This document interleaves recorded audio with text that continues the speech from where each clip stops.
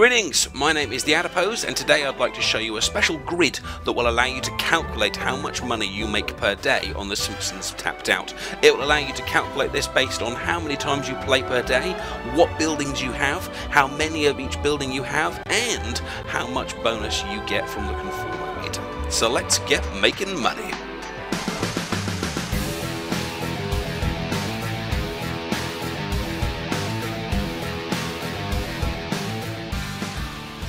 Well, greetings guys, and welcome to TheAdiposeTV, The Simpsons Tapped Out. But today we're looking at something a little bit different. As you'll notice, I have no Springfield in front of me. Instead, I have a rather scary looking Excel table. And that's because today I've put together something that will help you calculate exactly how much money and XP you are bringing in per day. Now, if you are already up at level 29 or 30 these days, whatever it is, then you probably don't need to know this, because money for you perhaps isn't really that important anymore. You haven't got that many buildings left to build, all that kind of stuff. But if, like me, you're still working your way through, then actually knowing how much money you're bringing in is really important, because every single day I'm getting a mission that says build this building, build that building. It's costing me more and more each time. It started on like 2 grand, then 4 grand, then 5 grand, etc, etc, and now it's up at like 30 grand, 35 grand, 38 grand, 40 grand, and I'm sure it's going to get higher and higher and higher. So what I need to know as a player now is, have I put in enough houses, have I put in enough characters, have I got enough premium stuff, have I got enough bonus to actually cover the cost of the things that I am going to be looking to buy for my little city. And this grid is going to help you to do it, and it's also going to help you to find out a load of extra things as well. But let's go one thing at a time so we don't get confusing. If by the way you're not watching this video on HD yet, I suggest you turn it up, because you're going to want to be able to see these figures, and I strongly suggest you put it in full screen as well, because I don't want to put it too much bigger on mine, because if I do, you're not going to be able to see the whole sheet like that, although I can probably move it up that far. So basically, this sheet is a spreadsheet that I put together on Google Docs. You can go and visit it yourself and actually edit it live, because any changes you make will then be kind of visible by others. So it's probably going to be better if you either download a copy or copy it over into your own Gmail. The way you do that is you go to the link, and then either you can just edit it straight away. So see, there's a number here that says number 1. If I change that to 2, for example, then it works, and all the calculations will update. But anyone else that's editing the sheet will also be able to see that. So all you got to do is go up to here where it says File, and either download as, and you can just download it as an Excel document if you've got that, or you can just click Make a Copy, and that'll copy it over to your own Gmail, Google area. If you haven't got a Gmail account, just sign up for one. They're free, and you can have a look at it there, and you can keep a copy of the sheet as long as you want. But of course, if you do, please do make sure you subscribe to the Adipose TV to say thank you for my little work here. So basically, what does it do?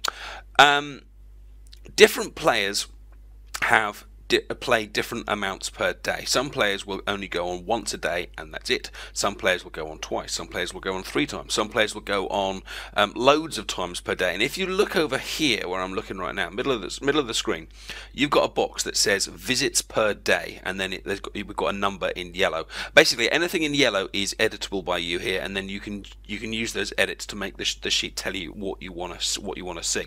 Now, if you're the kind of player that plays pretty regularly, 4 times a day, 5 times a day, then you're going to change your number of visits to that particular number, etc. But if you're the kind of player that only plays once, then you're only going to stick a 1 in the box. However, the thing is that will affect the amount of money that you're going to be earning. And if you actually look at the right next to it where it says total money per day, you will notice that the figures will be changing as I change the figures in the box. And it goes up and up depending on how many visits per day we have. But I've also designed the sheet to be able to take into account of how many times you'll actually be able to collect from a certain thing, from a certain item. So, for example, the Simpsons house here, possible collections per day. You could actually collect from the Simpsons house 1,440 times per day. It's never actually going to happen in reality, but you know it could happen. Whereas something like the White House is only collectible twice a day. Something like Willie's Shack is collectible 4 times a day. Krusty Burger 96 times a day. But what I've done is I've actually limited that to the amount of times you've actually said you're gonna come and visit the game. So as you can see, for example, on the Lard Lads Donuts here, it says possible collections per day 6, but because I've only said I'm going to visit once per day, it's saying the actual collections per day is 1, and then it's based the calculations on that. But if I then increase my visits per day to 6, for example, so I've now said I'm going to visit their house 6 a day, anything where actually I can collect multiple times has now shot straight up to 6. But something like the Volcano Lair, which only updates once a day, is still just saying that I can only collect from this once a day. So it basically works out the maths for you depending on how many times you're actually going to be able to collect from it, no matter how many times you visit. So the White House, I can only collect from it twice, no matter how many times I collect from it. And what you can do then is you can see the effect that that's actually going to have on your cash. So if I come 6 times a day, then I'm going to be collecting $31,000 a day.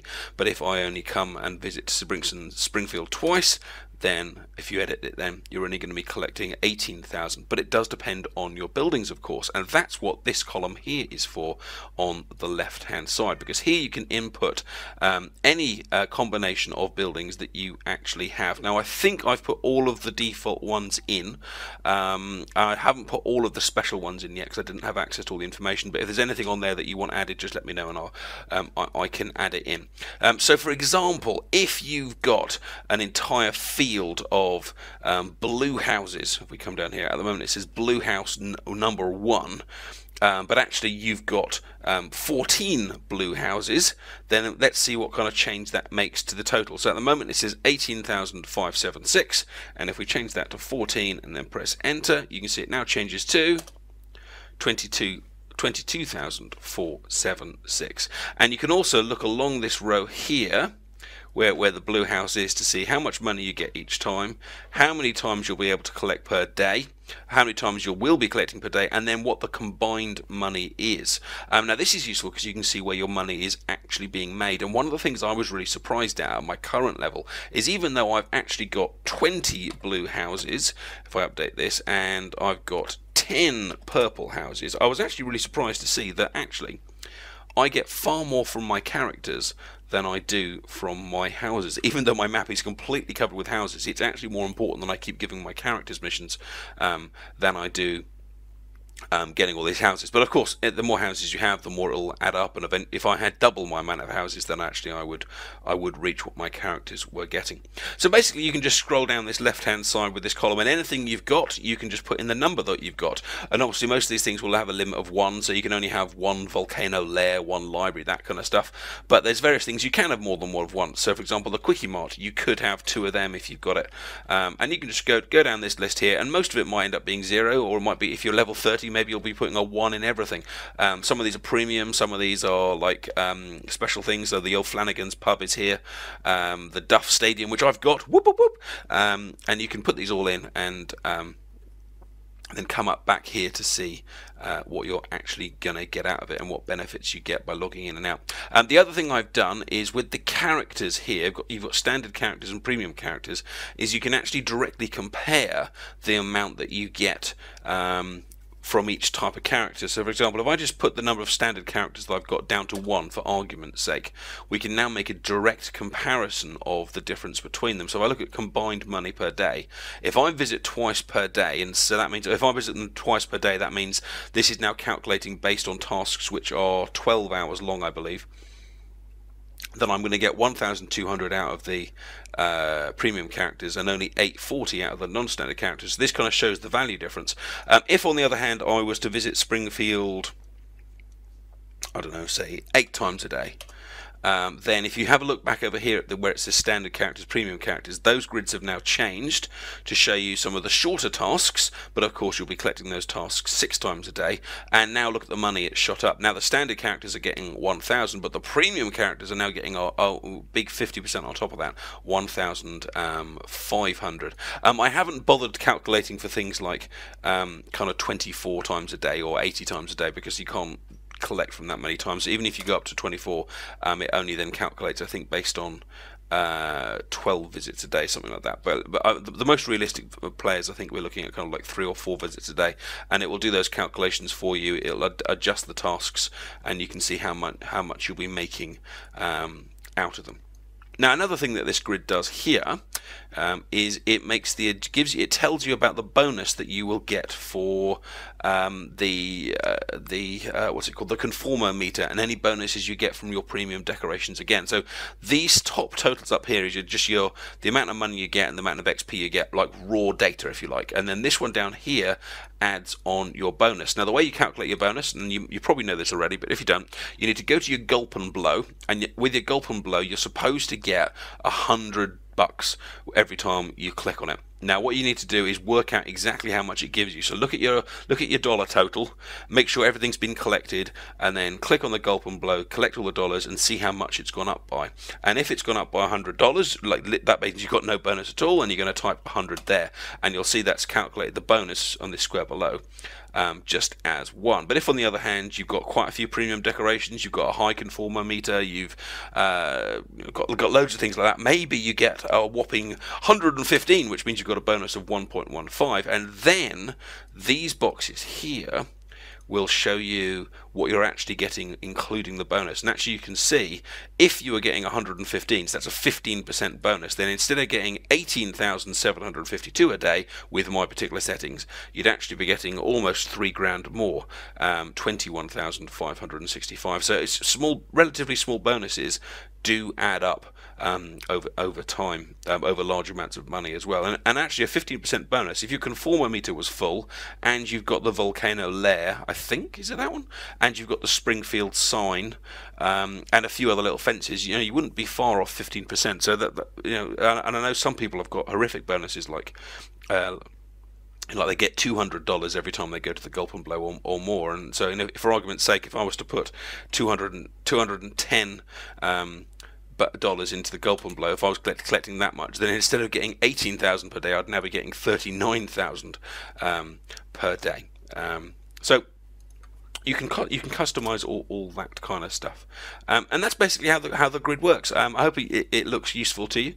The other thing that I thought was quite interesting is if I look down this combined money per day column over here, and then fiddle with my visits per day, I can see which buildings are actually going to be the most valuable for me. Not necessarily the most valuable full stop, but the most valuable for me. So for example, if I'm the kind of player that only plays once a day, then we can see that certain buildings, like say the Orange House is giving me 200, the library is giving me 200, I think the Duff Stadium is still giving me a whopping 500, but lots of other things are still going to be pretty low. But if I kind of then play, say, 4 times a day, you'll see lots of the other figures have suddenly shot up, whereas the Duff Stadium is now giving me just a little bit more.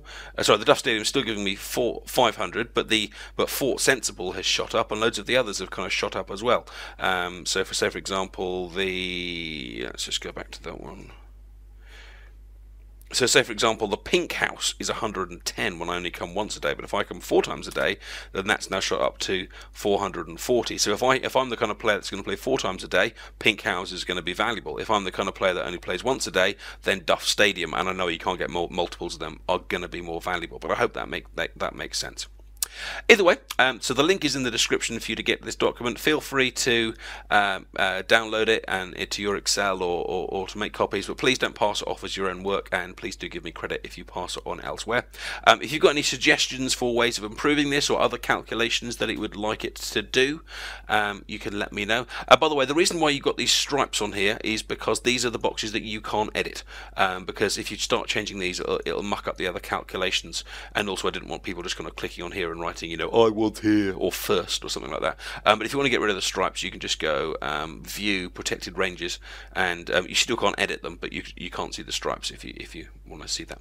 Anyway, I hope that sounds useful, and let me know if you've got any suggestions in the comment section, or even let me know what kind of money you're pulling in per day, especially as I was looking at that intensive farming stuff in the previous video. I'm sure some of them would be on something horrific down here with like 80 houses, 100 houses. and stuff. So please like the video and do subscribe if you want to see more stuff from The Adipose. Take care. See you soon. Bye bye.